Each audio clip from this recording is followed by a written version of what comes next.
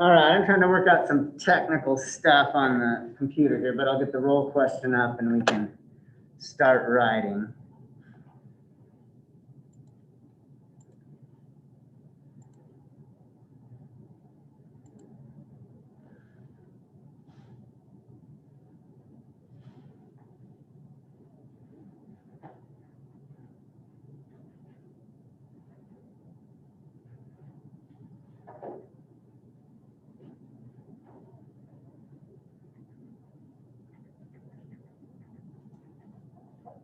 Nope.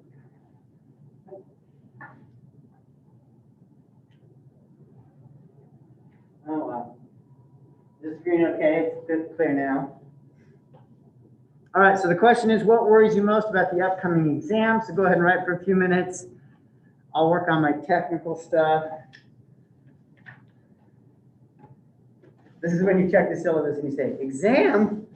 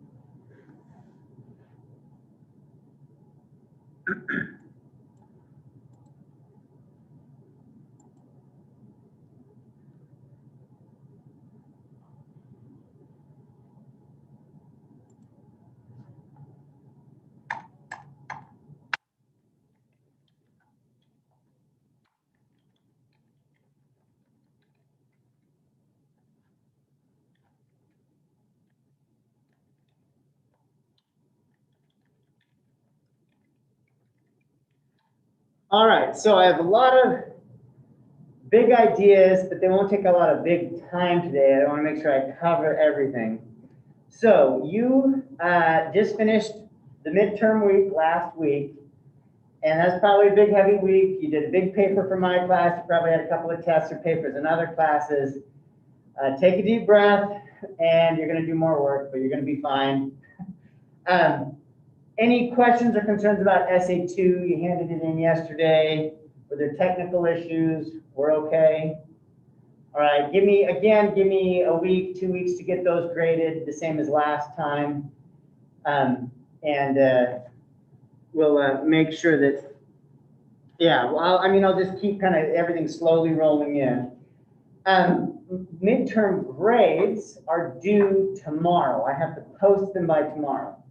So you don't have an exam until Wednesday for this class, and you handed in a paper yesterday. Your midterm grade will not be based on either of those. It will be SA1 plus the daily writings. All right. So so your grade will be like the daily writings will take up a much higher percentage of the midterm grade than they will the final grade. So if you have not been doing daily writings, your grade is going to be probably shockingly low. So that should be a good motivation to start doing the daily writings. If you've been doing the daily writings, your grade's going to look great. And so it'll be an average of your daily writing assignments averaged with essay number 1.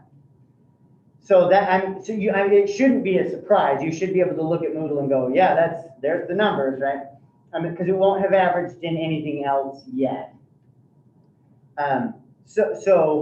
Generally, you should already know what your grade is. So I'll post those today or tomorrow. I post them to BangleWeb. That's where the school has us post grades.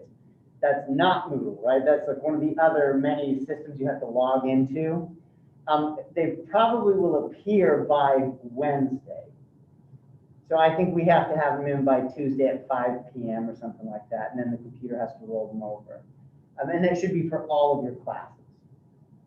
And then midterm grades are due, right, I think they're a week or two before the final withdraw date. Let me take a look at the syllabus. The final withdraw date is March 19th, and that's the last day you can withdraw from classes and get a W on your transcript instead of an F, right? So like if there's a class that you're failing and you want out, you withdraw and you get a W, which looks better on the transcript than an F, but it's still not an awesome thing on your transcript. But I mean, it's a chance for students to kind of step back and evaluate what they need to do. And of course, if you're here and handing stuff in, then you're not in the category of people who need to worry about that, generally speaking. But that information is there on the syllabus so that you can make the best decision with that information. So it won't just be my class. So by Wednesday, you should have those grades up and you can take a look and make some decisions. And of course, I've delayed our midterm exam because I've got the essay right in the middle there, and I don't want to give you an exam and an essay at the same time. So our midterm exam won't have won't factor into your midterm grade, but it'll be up pretty quick within the next week or two. All right, so that's the first 2 items there, SA2 and then midterm grade. And then the midterm exam is probably what you're thinking about most now that you've handed in SA2, and we can think about what's coming up for Wednesday.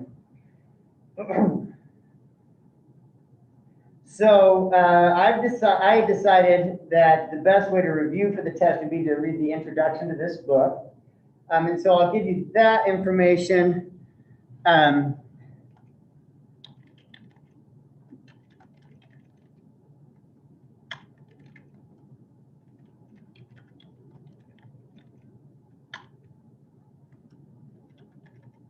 The next best thing you can do is to read, through any notes you might have taken will be helpful. The Little Seagull Handbook. Come on. There we go. Little Seagull Handbook, pages, I think just the first chapter or two of that. The ones that we've read for class are going to be a good review. So they won't go in depth, but they'll at least give you some of the language that will be used for the questions. And now I'll get more specific here. And then if you have anything specific on your note card that you wrote up and I don't cover it, raise your hand and ask. And I'll be sort of vague and evasive. I'm not going to tell you like exact questions for the test, but I'll try not to be too vague and give you some actual help so that you know what to do. So let's just take a look at the reading assignment for today. So pages 1 through 22, we'll take a look here. The first question the book asks is, what is an essay?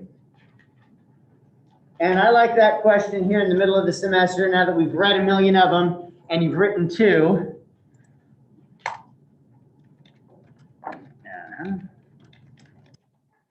What is an essay? Do you have an answer, apart from what the book says, do you have an answer just based on our experience for class? What is an essay? A story. A story, all right. Is it always a story? Not always. Sometimes a story. Good. What else? An argument. Yes. Good. What else?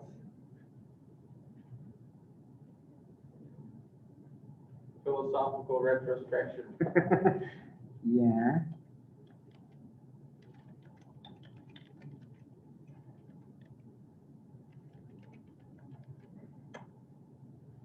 Oh, let me see if anyone, oh, we got some people chatting here too.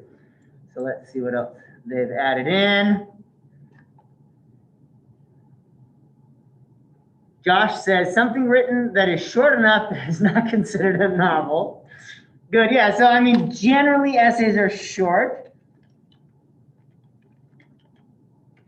Say a shorter piece of writing.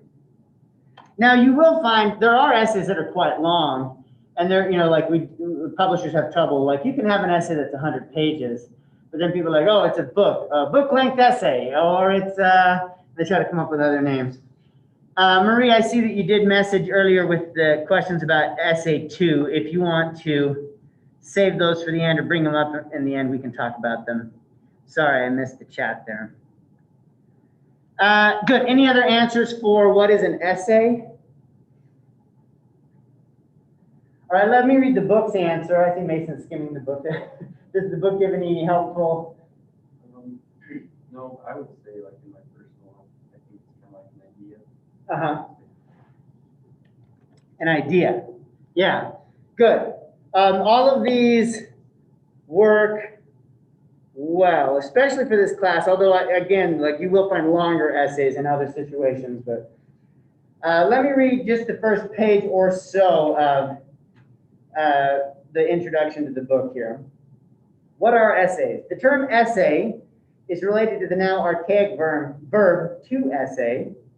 Not helpful there, right? So far it's circular, which means to test something, to determine its composition, as in metal, to discover the nature of something. So we can add in, and I'll put this underneath that idea part, right?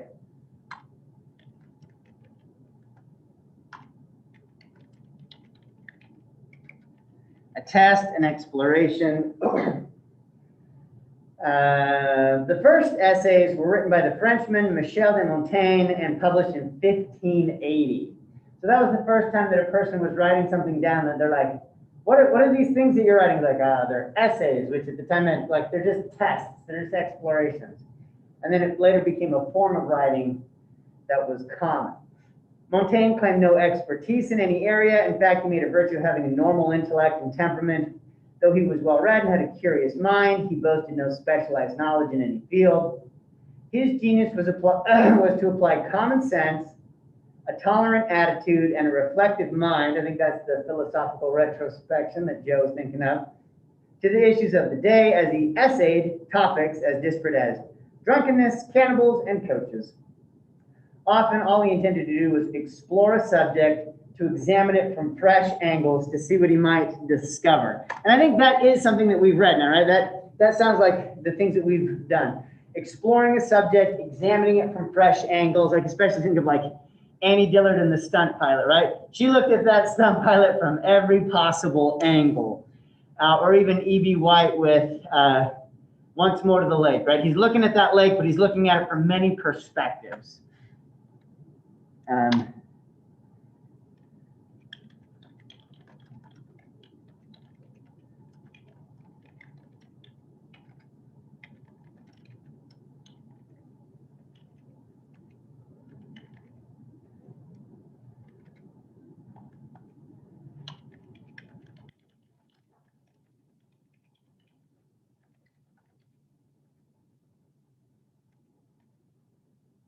So examination of a subject with fresh eyes and perspective, examination of a subject from many angles. And I think that covers like what we've written so far, right? Your first essay about learning a lesson, it was you examining your own life and saying like, oh, well, I haven't thought about it this way, but here's this possibility, right? So we're kind of, let's see. If I add up here to test, I can say a test of possibilities.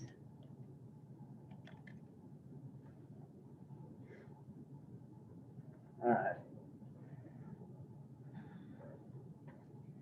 Let's see if I can add a couple more things to this. So the book goes on to tell us that, there's all these different famous people who tested this writing style at different times.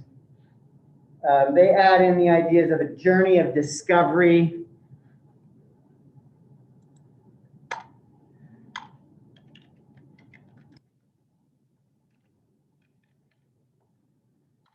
Now you start writing on a topic and you don't really discover that, oh, here's what I'm looking for. Like it comes up somewhere in the writing. They say what you need is common sense. I think that's something we've been developing and exploring. And then it goes on to say that they can be rhetorical, they can be political, and that was what some of the other things you were already mentioning, right? Some of them may be arguments, some of them may be stories, some of them may just be, digging through a definition of a topic. Good. Any other definitions you'd add to what is an essay? Does it seem, since we've begun the class, do you have a better idea of what essays were than maybe before you started the class? Because you developed it over time. Amy?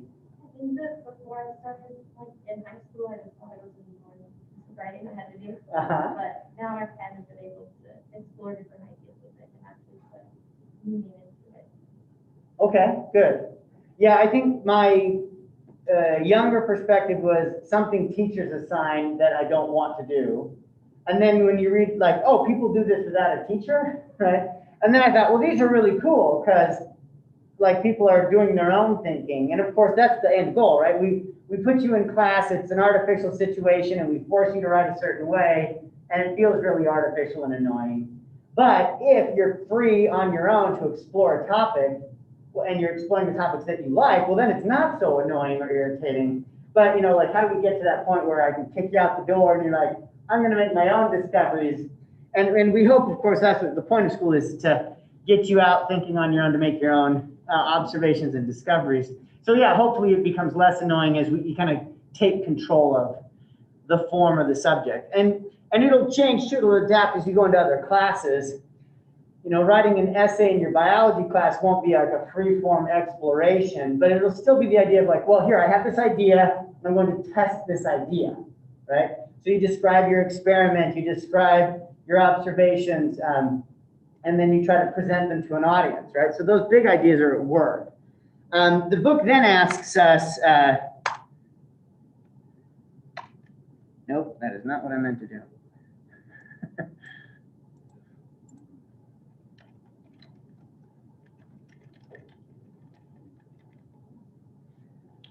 how do you read essays? So the book gives us some specific advice. Like if we look at page 3, there's that section that says how to read essays. You need to determine what you think the writer was trying to accomplish with his or her essay if you're going to analyze it and evaluate it successfully. So that opening sentence, there's a lot of big ideas that we need. You need to determine what you think the writer was trying to accomplish, right? Now this, we summarized in one of the rhetorical triangles. Oh my gosh, I'm hitting every button I shouldn't hit.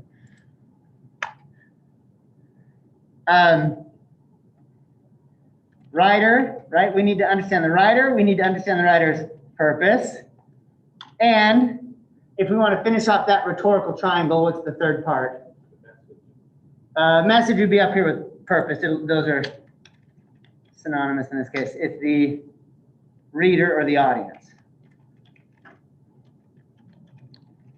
So the writer, who's the writer? What was their purpose? What was their message? And then who or what were they trying to communicate that to, right? So how do we read essays? Well, we need an understanding of these 3 things. Now, the other thing they give us too in that sentence, you need to determine what you think the writer was trying to accomplish with his or her essay if you're going to analyze it and evaluate it. Now, that's the other part that we've been trying to do throughout the semester. Analyze and evaluate. What would be the difference between analyzing and evaluating? If they're making those 2 different things, sometimes we use them as the same, but they're separating them. Analyze and evaluate. What do you think the difference might be? The analysis is a on the surface kind of look, or an evaluation in depth evaluation, right? Yeah. That is, no, I'm asking you. You're not asking me. Yeah, I think that's a good answer. Yes. So you said look at surface features, right? All right. Good. Anyone else want to add to this? You can agree, you can disagree, you can add some more. I think it's the difference between understanding and being able to explain. Which one's which? I think analyze is like understanding, evaluating,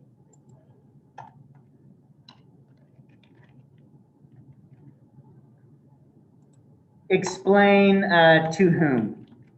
I don't know, the sitting one that's not even wrote it.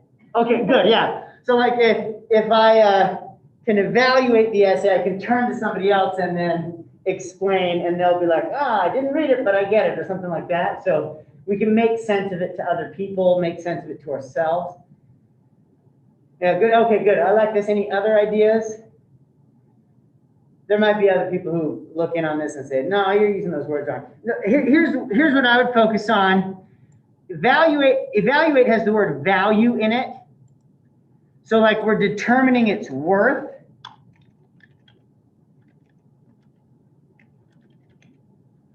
This has value to me. This does not have value to me. This has value to that community. This has value to that community. Like we can read an essay and go, oh, that's not for me. It was written for that group. And that's okay, right? Or we read an essay and we say, oh, times have changed. But when this was written, the value was this, right? So I think of evaluate as like we're determining the value. Analyze, I don't think that takes away from what has been said here. And then analyze, I think we're looking at how does it work? How does it function? Which I think is probably related to surface features.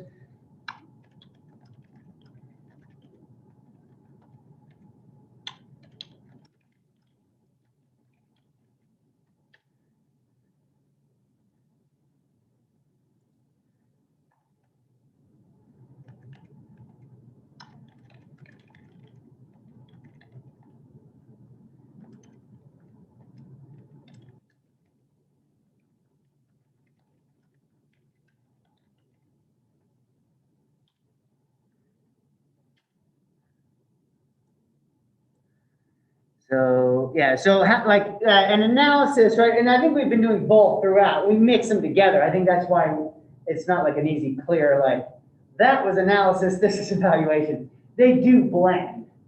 But analysis, I think we're saying things like, oh, look at that sentence length, right? And we're like, that's unusual. And oh, now that it's followed up with a short sentence, oh, the writer asked a question here. Hey, wait, the writer switched to italics here.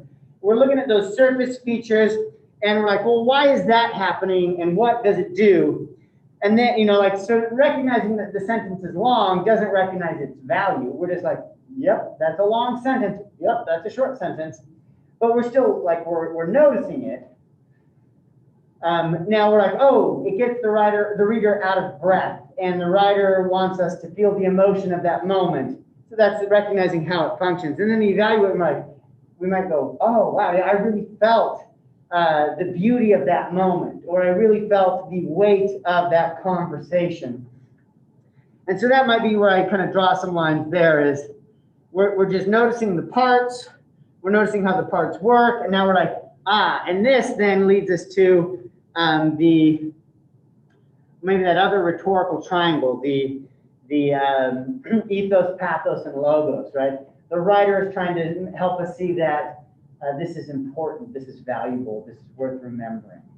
So I think, so that one sentence I think has a whole lot, right? You need to determine what you think the writer is trying to accomplish with his or her essay if you're going to analyze it and evaluate it successfully, which also implies that we could be wrong in the way we do things, but we try.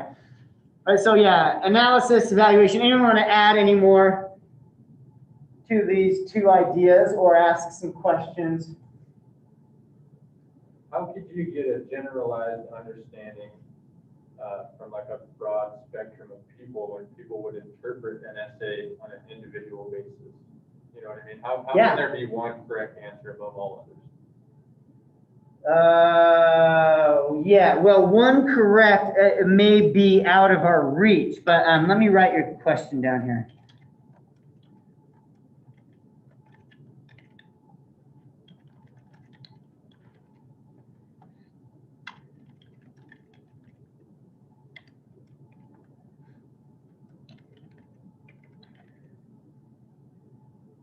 Does that kind of cover, like, how do we figure out meaning? So, because here's the problem we run into, right? Like, I read an essay and I'm like, this is what it means to me. I feel this. And then we come to the group and somebody else is like, different. We're like, oh, wait a second. You read it this way, I read it that way. We're different. Is one of us right? Is one of us wrong? Right? Is there like a correct way to read? And like I'll say, I don't think that we'll find a single right way, but I think we'll find kind of good, better, best. Because, and you've experienced this when you read a book or you watch a movie or you listen to a song, you're like, that was a beautiful song. That was a special movie. And then you talk to somebody else, like, that movie was trash. I hated it. And you're like, how could a movie that was so important and valuable to me be trash, right? And maybe the person that you talk to makes a couple of points. You're like, oh, I can see why you thought it was offensive or confusing or not very likable. But you're like, but I still had my good experience, right? I still had that good thing, those good feelings when I read the essay, watched the movie, heard the song. And so I don't want to take away from somebody's like personal experience with a text. And I'll use text broadly, right? It can be many different things. However, like I do think, like once we start to say, well, what was the writer's purpose? What was the context that this was written in? We start to go, oh, okay, there might be some ways to misread this, right? So it is possible to be wrong. I remember having the same frustration as a student. Like, no, I read it right. That person read it wrong. There's right and there's wrong. There's correct and there's incorrect. And the teachers are like, oh, Michael, you're kind of narrow-minded on this. But I also wanted to get, because I thought if there's not right and wrong, does it mean everybody's always right? Which I didn't like either. Right? Yeah. That's where I'm at, right? It's all interpretation. Yeah. So I think there's a couple of essays that we'll read coming up, because the essays that we're going to shift to have much more specific meaning, like writers who have very clear purpose. Like, so we're going to read Martin Luther King Jr.'s letter from Birmingham jail. And you know, we can't help but read it with our own current modern day perspectives and go, oh, look at that. But then when we look at the context and like, okay, here's this guy in 1962, he didn't mean the thing that you're thinking of. And I'm like, oh yeah, but I still had my experience, right? And so we have to learn to separate them, right? And say, all right, I had my personal experience with it, but just because I had that personal experience doesn't mean it has universal meaning for everybody else who read it. And so we can say it was a good reading experience, but I have to recognize that when Martin Luther King Jr. wrote this essay, he was focused on these other things that were happening at his time that don't exist in our current world, right? Like when he'll make some references to like church bombings, and we're like, wait, people were blowing up churches? But for us, we can skim over that because it's not so fresh in our minds and memories. Or I had students last semester read it and they're like, this applies to the Black Lives Matter. And I was like, that didn't exist yet. So you're wrong. It doesn't. But the ideas still work, right? The ideas still run parallel to each other. And so that might come up. And we're going to read some other people who have specific arguments regarding climate change and global warming, right? And like we can't have a personal interpretation when this writer is going to say, look at this idea, like, well, that's the idea the writer wants us to look at. So like my personal feelings, I have to push them aside. So I think you're right. Like we need to, when the book says stuff about that too, right? About just disengaging overall, like an emotional and a bias basis when you're trying to read and analyze something. Yeah.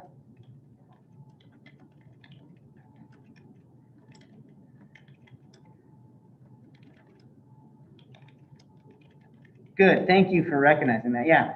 So yeah, I think the questions we ask is, when do I set aside my personal experience? And when do I emphasize my personal experience? And some writers, like E.B. White, is trying to get you to have a personal experience. I don't think that they were like, what did E.B. White mean when he wrote this phrase? And like, I think E.B. White let that one out to the universe and we all get to kind of feel it. And I think same with like Brian Doyle with the hummingbirds and the hearts, right? I think they are writers who'd be interested in like, so how does it make you feel? Cool, right? But I think some of the other writers, Malcolm X, he wouldn't say, how did it make you feel? He'd be like, did you get the point about black rights? And if we didn't, then we missed something, right? And so I think sometimes it depends on the writer. It depends on what they wrote.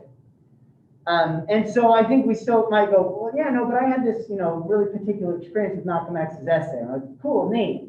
But also recognize that isn't what he intended.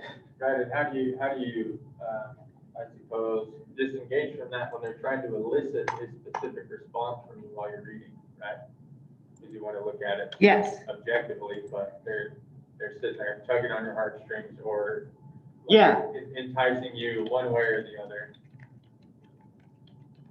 So yeah, this question plagues the humanities, right? Can we read objectively? Does objectivity exist? They're ones that I can't solve like right now, right? But they're ones that like, if you're interested in this, major in English, right? Major in philosophy, because they deal with these questions constantly, right? Can we read objectively? Is that possible? The big answer is no, probably not. Can we get close? We can do our best, right? And wise people, right? And that's what we're trying to be, is wise people can read something and say, okay, here's my personal reaction. I'm going to put that in a box. I'm going to remember it. I'm going to keep it. Now, here's maybe how the general public's reacting to it. And I'm going to try to observe that and sympathize. Like, why did people get mad when Bob the senator said this thing, right? What's my personal reaction? Like, oh, that senator, or like, hey, I like that idea, right? Or why is the public going crazy over it? And, oh, what was that? What was he actually trying to accomplish, right?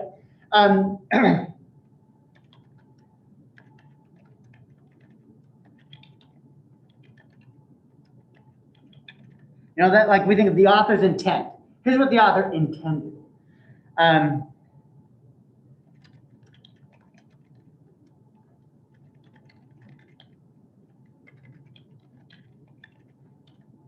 Now, I'm not going to be quizzing you on these on the test. These are better tough questions. Sorry. That's I okay. didn't mean to go. So yeah, I think these are good. And of course, that's what we're trying to figure out. And that's what the rhetorical triangles will help us a lot, right? Like, what was the author's intent? What did they do to try to achieve that goal? And why did it work and why did it fail, right? And those are questions we can answer, right? You know, Bob the senator said X, and he meant to be funny. Nobody thought it was funny. People found it offensive, right? They're like, well, why did that just go so wrong? Now, does it matter that he meant to be funny? Does it matter that we were offended? Well, to a certain degree, both matter, right?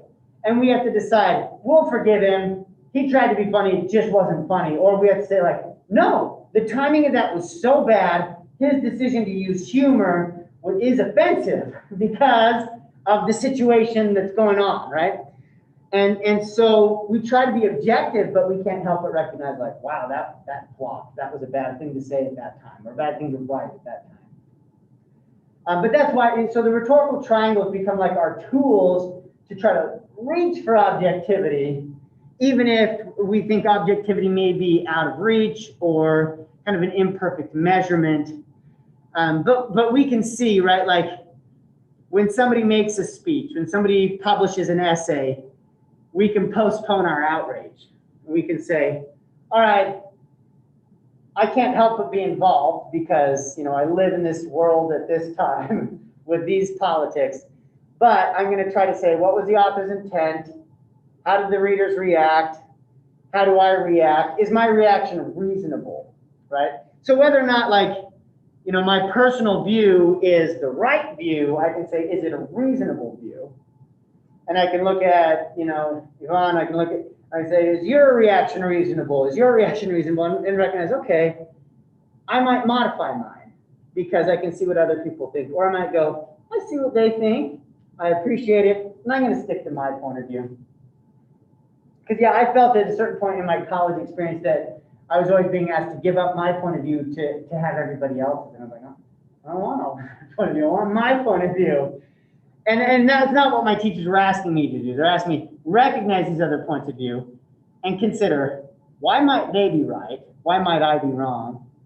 Sometimes I sacrifice my personal point of view, modify it, and sometimes I'm like, no, I'm going to stick with that thing that I first thought. Does that help at all? Yeah. Yeah, because I think the questions are good. I think they're kind of broad, big picture questions. We have to like slowly ask them. And I will say that the more we read, the more we practice, the better we get at it. The more like we can hear, you know, a senator or a president or whoever give a speech and we can go, all right, I wonder what they really meant. You know, what were they trying to accomplish? Were they trying to get more votes or were they actually trying to solve a problem? Were they trying to be funny? Were they trying to be serious? And then, you know, and you know, TV news, internet news usually tries to crank up the rage, right? They try to get it like, ooh, did you hear about this thing they published? Be angry about it, or be in love with it. And I think that all of us, and whether or not we align with them politically or don't, we can go, huh, I'm going to think about that a few minutes. See, and that's exactly what I thought about when you were talking about objectivity, right? It's like, oh yeah, well, the intent matters, right? Our reaction matters. We need to understand that maybe our reaction isn't warranted, right? Maybe we need to look at this from a different point of view and understand that, you know, it's not only our point of view that we find valid, right? Or maybe it is the only thing that we find valid, but there are other points of view that are actually just as valid. Yeah, good. Yeah. Yeah, and you know, when we're invited to think about things, you know, universities are kind of like famously like, let me sit and think, and then like sit and think for way too long, right? How do we act? How do we make decisions? But then politicians on the other end are kind of famous like, let's make decisions now without gathering enough information first. And we really need to like, okay, pause to gather, but we do have to act. We do have to make decisions. And it is okay, and it is good to like feel passionately about certain subjects, to you know, really love certain things and to really dislike other things. But, you know, gather as much information as we can first, delay the reaction. So that would be, yeah, I think that, how do we go from like, well, my personal, because we can't live in a world where we only read everything personally. But we also can't live in a world where we're like, I will never make a decision for myself on a subject before I've heard everybody else's point of view, right? So somewhere in between there. Yeah, great questions. All right, so I would say, let's see, what was our original question? Was how do we read, right? How do we read essays? So,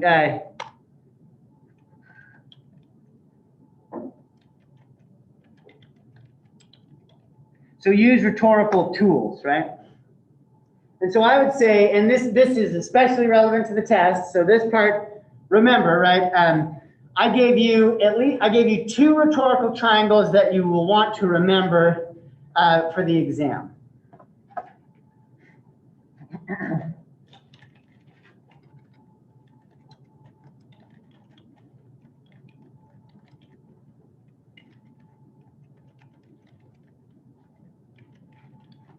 So who participates in the rhetorical situation? I wrote this above, so this will be a second. We got the writer, we've got the reader,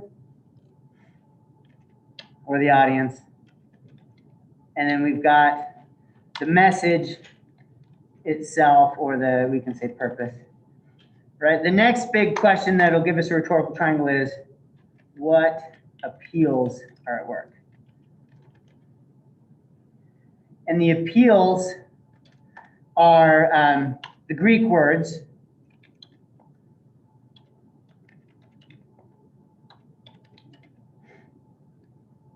And you don't have to know the Greek, but if you don't use the Greek, you do have to know more or less their equivalents. So do you remember what ethos refers to? Character. Yeah, of who? The writer. Yes.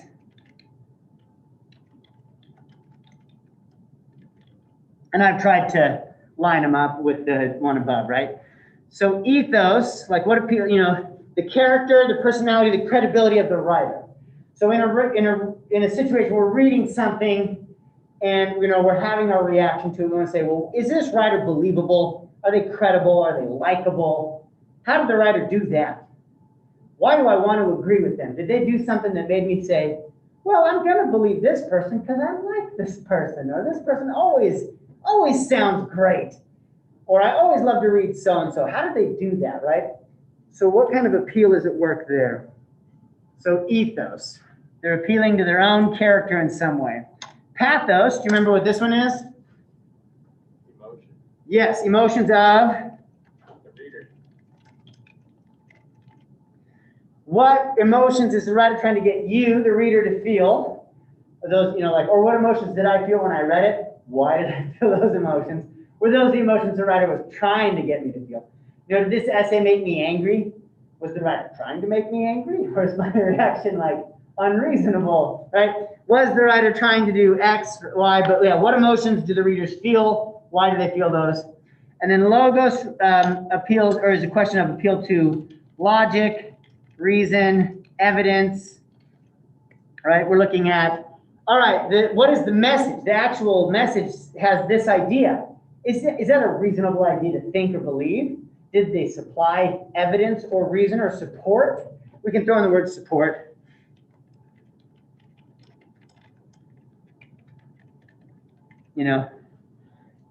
Like, oh, the message is the sky is falling. Like, well, did they provide any evidence that the sky is falling? Did they give us something concrete to examine? But those things factor in then to how do we read? How do we read essays? And of course, that's the longest section of this book, right? You went into, it said logical arguments. That's looking at logos. It went into, right, it goes into emotional arguments. They call them ethical and pathetic. So let me give you a couple of their questions that I think are useful. Let me make sure. Oh yeah, so let's look at page 4. The paragraph that ends near the top of the page, it says, to properly read persuasive essays, you need to know how to argue yourself.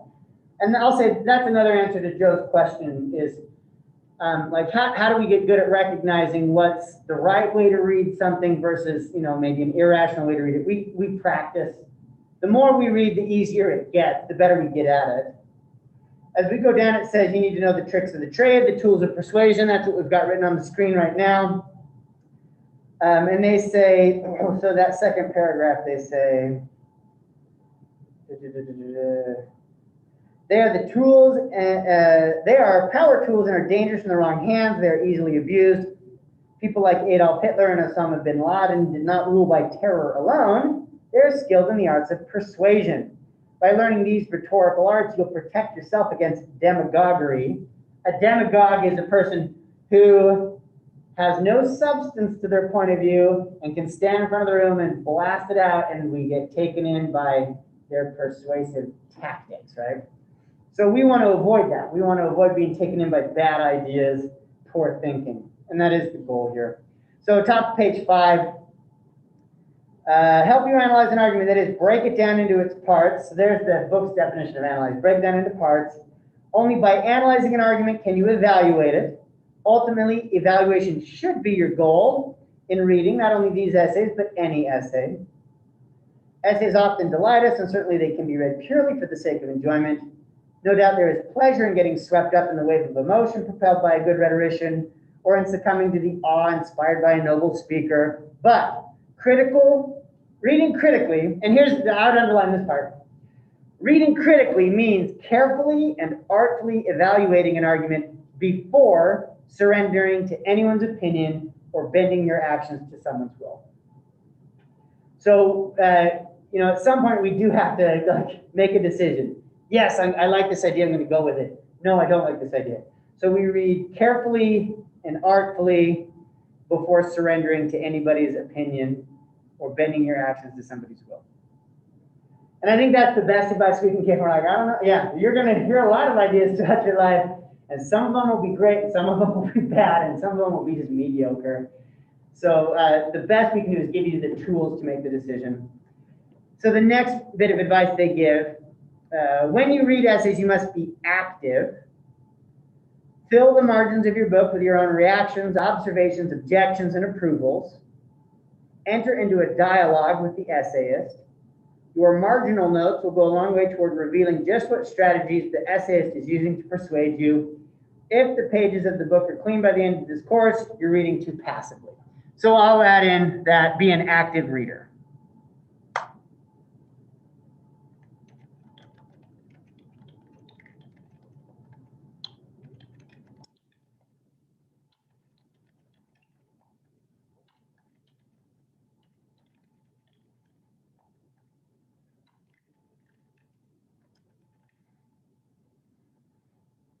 So yeah, don't have anybody who just like, I always do what so-and-so says. Like, that's an interesting idea. I'm going to think about it. I'm going to dig a little.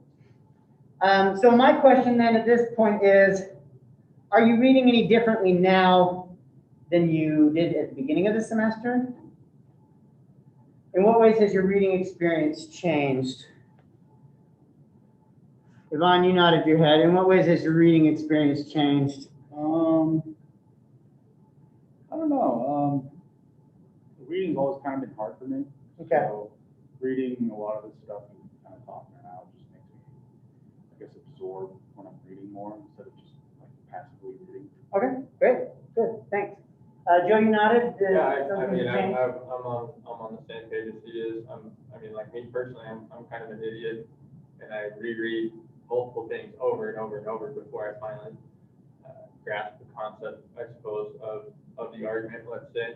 Okay. So actively reading things has been pretty helpful for me, not just saving time by not having to reread everything before I absorb the message. I can just jot it down, or whatever I perceive the message to be, right? I can jot it down. But actively reading has been really helpful. Good, glad to hear it. I've always felt like a slow reader, and so I sympathize in that regard. Other people read quickly, and I'm like, no, that one took me more time. I need to think about it some more before I just jump into what I think I know about this. All right. So, and that is one of the goals, of course, is to get us to read differently. And eventually, right, we want to understand quickly, but that's okay if we're not always that way. There's some things that it's fine to go slow. So the book will then go into the ethos, pathos, logos. It spends way more time on logos or logical arguments than we have talked about in class. So any of the big ideas from that intro that you're like, we never talked about this, don't worry about it. That won't be on the test. It talks about like enthymemes, deduction, induction. Don't panic there. Let me give you the bulleted lists are probably the best. So let's see, when it gets into ethos, on page 13, it gives you a set of bulleted lists. The bulleted list, so I'll just say page 13. All right, page 13. What authority does the writer claim? Does she know more about the subject than I do? Why should I listen to what she has to say? How does the writer's personal testimony affect her arguments? Is the writer trustworthy? Is she reasonable? Do I like the writer? Would I be happy to meet and talk with her? Those are the sorts of questions that help us discover and analyze ethos. If you flip to page 14, it has pathos right there. I don't like that they use the word pathetic because of the implications of the word pathetic, but that is, of course, where they share a similar root. Page 14. So it says, at what point in the essay did I feel anger, outrage, relief, affection, and so forth? How did the writer elicit these emotions from me? Are these emotional appeals fair or are they dishonest? Right? If a writer's making you feel outrage, should you feel outrage? Or should we go, I don't think I need to be angry about that. Or but there are times when we should be angry. So, we need to ask, is this sincere and is it worthwhile? And then logos, I wish they'd given the bulleted list. They don't. But the bulleted list I would give is what does the writer want me to think or believe? What evidence or support does the writer supply? So what does the writer want me to think or believe? What evidence or support does the writer provide? So yeah, they're not quite balanced in their intro there. All right, so those are the questions about reading. Now there will be a couple of questions about how do we read. I'm not going to ask you to define essays, but I will ask you about reading essays. And then I will ask you about the rhetorical triangles. So it'll be the specific ones of writer, reader, message, and purpose, and then ethos, pathos, and logos. And the idea of being an active reader. Let me see.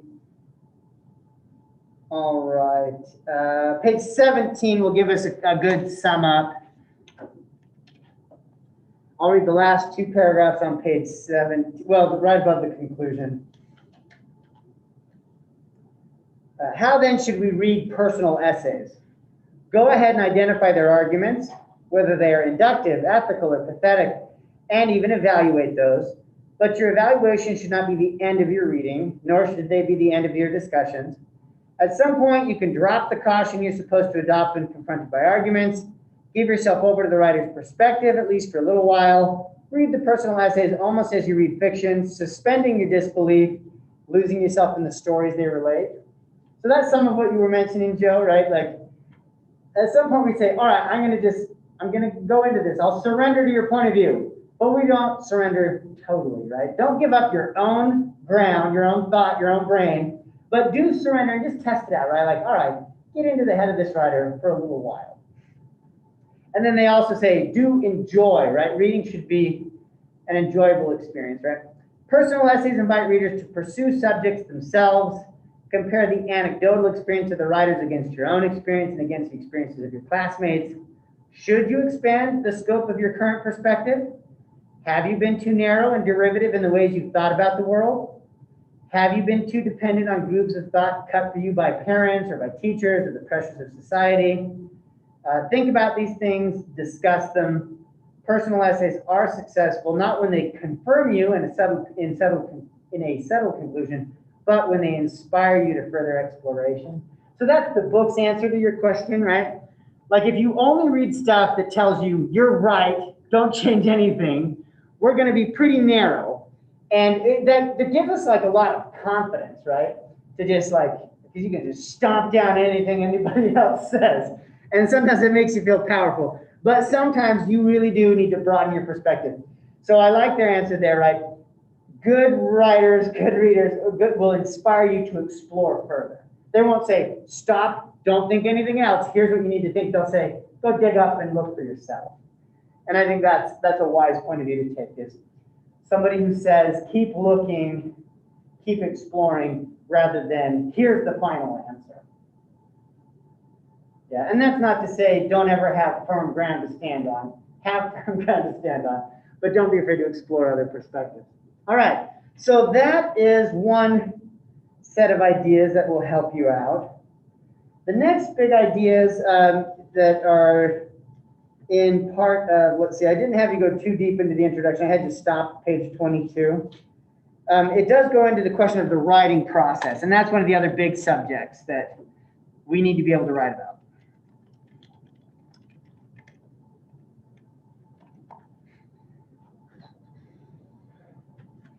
So what do you need to know about the writing process? Number one, you need to be able to discuss or explain why. I keep saying writing process, right?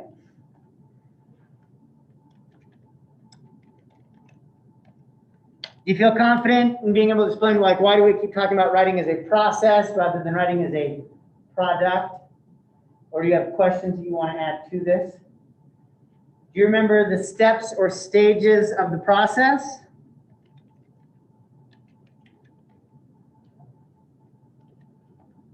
Draft. Yes, more? So before drafting, I'd throw in, I'd say plan or pre-write.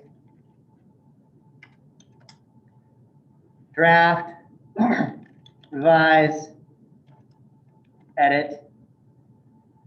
Do you remember the word, let's see.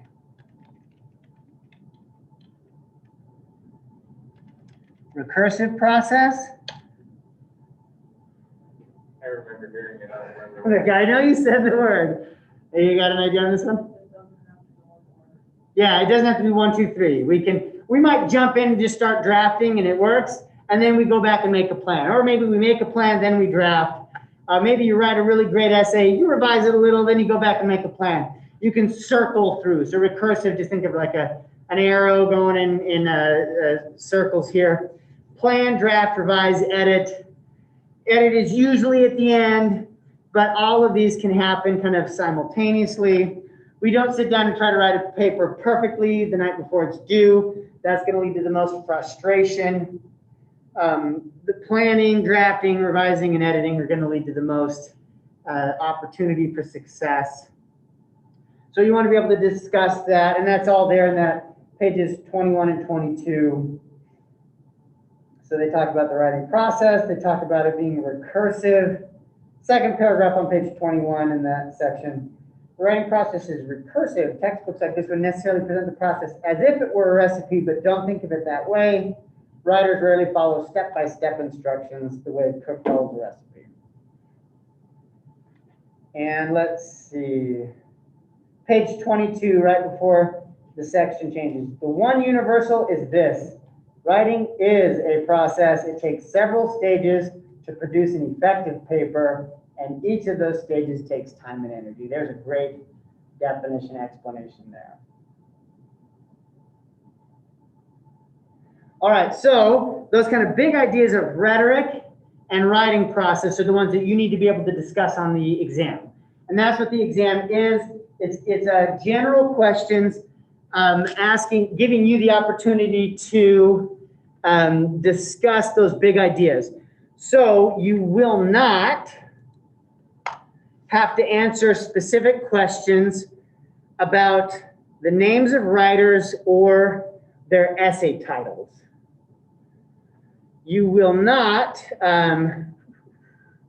be asked grammar questions or punctuation questions or spelling questions. You will have general questions about reading, about evaluating, like using rhetoric to evaluate, and writing as a process.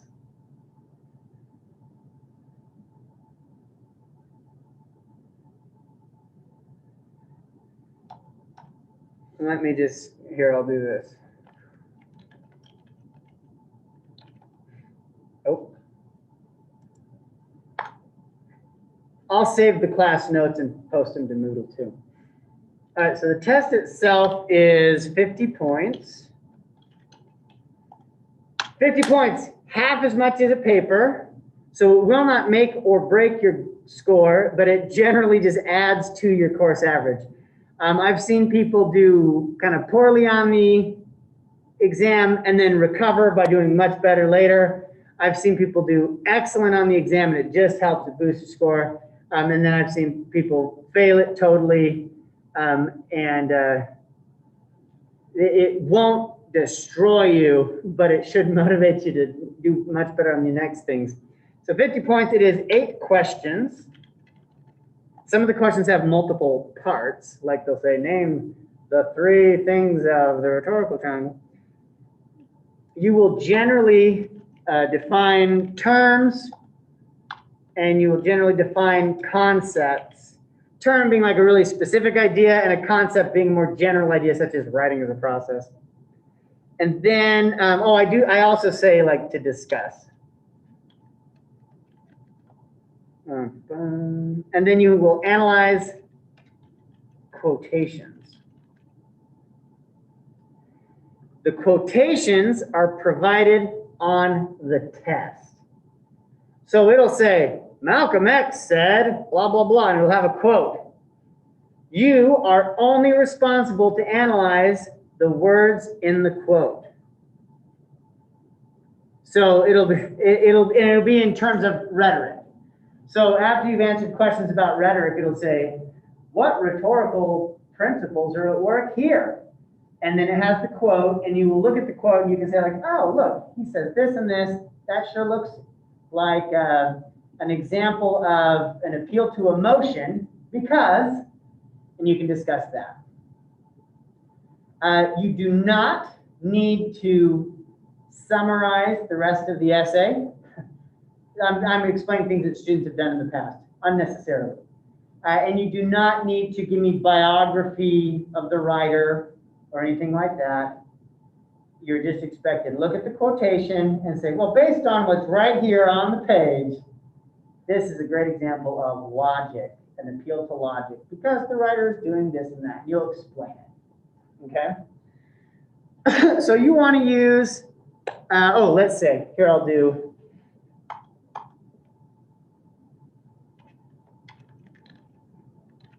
all right, so the test is online. It's on Moodle. In the past, I would have handed out paper, and in this case, I think it works better online. So you need 1 hour and 15 minutes, or at least that's how much time you are given. Back when I taught this class Monday, Wednesday, Friday, and also Tuesday, Thursday, I designed the test so that it was one single test. So technically, it can be done in 50 minutes, but you get the hour and 15. I think I might have given, well, yeah, it's an hour and 15 minutes. So you need that much time at least, right? And then after that, the computer will tell you you've run out of time. So an hour and 15 minutes, you need a computer. And I'd say then you want like a stable internet connection. So using one of the computer labs here on campus is a great idea. If you need a quiet environment that the internet connection is not going to go down. I did have a student last semester who emailed me like mid-test and like the test, my internet blinked out and something went weird, but she was able to get back in and finish it, no trouble. But if something happens, email me. So yeah, you need a connection to the internet.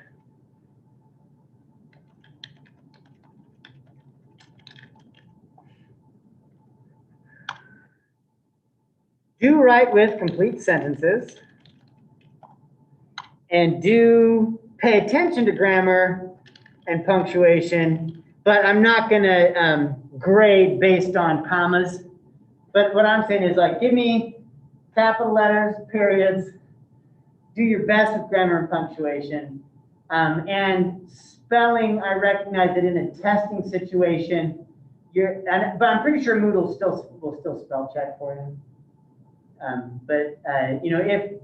If your Greek is off, you're fine.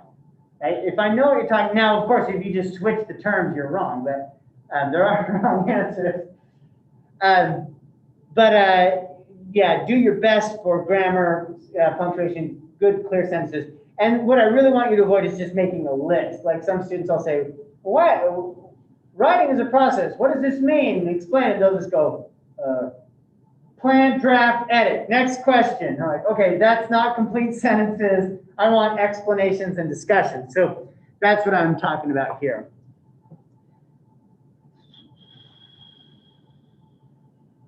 All right, so, and I told you which pages of the book will be the best for review, right? Pages 1 through 22 on the reader, and pages at least 1 through 8 of the handbook. And I think those are, again, they introduce the ideas of rhetoric, and it talks about writing as a process. So some of that will overlap. And again, this book goes overkill on logos in a way that I'm not gonna ask you to write. So we will not come to class on Wednesday. The test becomes available, I think, Tuesday at midnight. So right, like Tuesday, 11:59, the clock strikes, and then you can take the test. I don't expect anybody to do that, but I made it available for 24 hours. So then, Wednesday midnight, then it will go off. Once you log in, it gives you the hour and 15 minutes. So you can't like log in and then get off and then get back on. So you don't have to do it during class time, but that would work well, right? I hope that you've just already set that time aside. So, you can come to campus, use one of the computer labs, or if homework's fine, then work from home. And then do not use notes or books. That's the only other. Any questions? That's all I have. Drop your note cards for me. Folks at home, email me the roll question. Oh, did I cover the questions on your note cards? That's why I have you write it down. All right. Usually people's question is, what's on the test? That's pretty much what I have. Oh, yeah.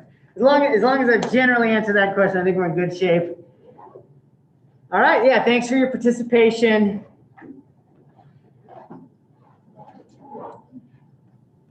Hey, Marie, Jennifer, what's your question? I got here a little late. Could you tell me what the role is? It is written in the chat. Let me copy and paste it again. There you go. And Marie, did you still have a question about essay 2? You can either chat me or just talk. All right, Professor, thank you. I got it. Okay, good. Thanks, Jennifer.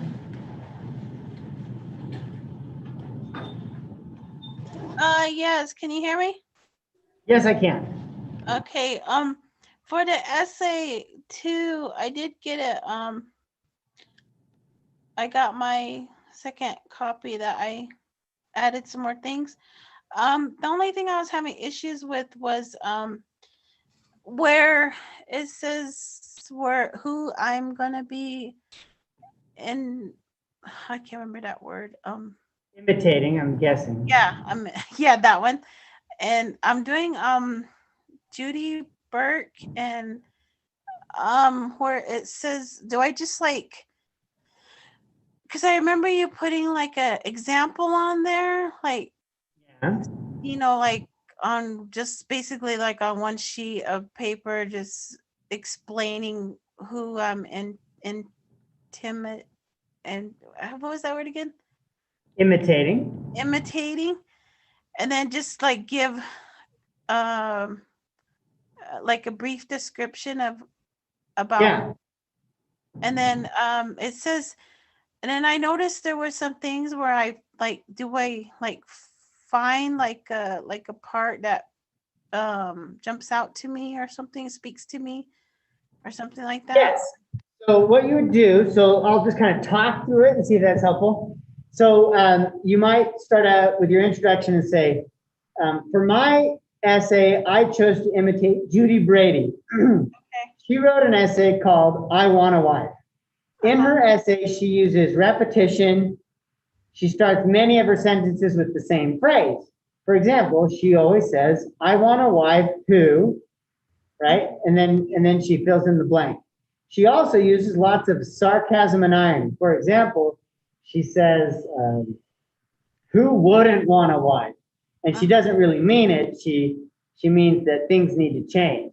So yeah, you pick a couple of like good examples from the essay and quote them so that I know, oh, okay, so Marie was going to use repetition and she was going to use sarcasm. Or, you know, you could have chosen something else. That's just an example. That help? So really it's like you writing about the thinking process and the writing process. Okay. And it's just a separate section, and then I read the essay and I can see like, oh, look at that. Yeah, here's the part where she was doing that one thing, and here's the part where she was doing that other thing. Uh-huh. Okay. Does that help? Yeah, it does. Okay. There is an example or a sample essay, excuse me, for week 8. It says essay 2 sample. If you want to read what somebody else did. Okay. To see, to like say like, oh, okay, I got it now. Okay. And I noticed too, like, I don't know if that was the one I was looking at, but I noticed like a reference or like a page number or something like that. Yep. Okay, that's where that's kind of like the example, like kind of like summing it up a bit or something, right? No, that's letting people know what page number the quotation comes from. Oh, okay. That's what I was kind of thinking. Alrighty then. All right. Yeah, anything else? No, I think that should be it. Okay. Get it handed in soon. It was due yesterday. Yes, so I was having issues with that part. I was working on it last night at work and Okay. but yeah. Okay. Good. Thank All you. right, thank you. Yeah. Bye. Bye.